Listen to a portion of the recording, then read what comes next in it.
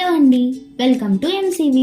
ఈరోజు మనం సింపుల్గా పాత రోజుల్లో చేసుకునే ఆలూ కుర్మా ఎలా ప్రిపేర్ చేయాలో చూద్దాం. ఈ ఆలూ కుర్మాని వెజ్ పులావ్తో ట్రై చేసినా చాలా బాగుంటుంది. వెజ్ పులావ్ వీడియో షార్ట్స్లో అప్లోడ్ చేసాం, ఒకసారి చూడండి. ముందుగా కడాయి తీసుకొని 4 to 5 స్పూన్స్ వరకు ఆయిల్ వేసుకోవాలి. ఆయిల్ వేసిన తర్వాత 3 తరిగిన ఉల్లిపాయ ముక్కలు వేసుకొని 2 నిమిషాలు వేయించిన తర్వాత పచ్చిమిర్చి, అల్లం వెల్లుల్లి పేస్ట్ వేసి పచ్చివాసన పోయేంత వరకు వేపుకొని మూత పెట్టి 3 నిమిషాలు మగ్గించాలి.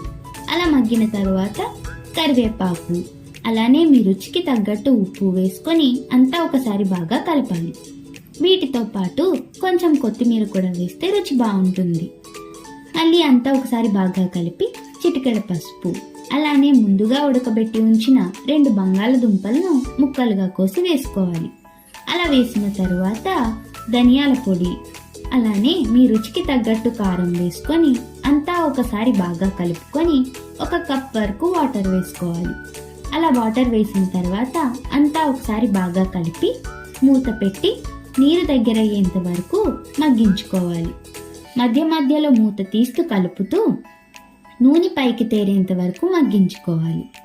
అంతే, ఇలా నూనె పైకి తేరిన తర్వాత కొత్తిమీరతో గార్నిష్ చేస్తే simple and tasty aloo kurma ready.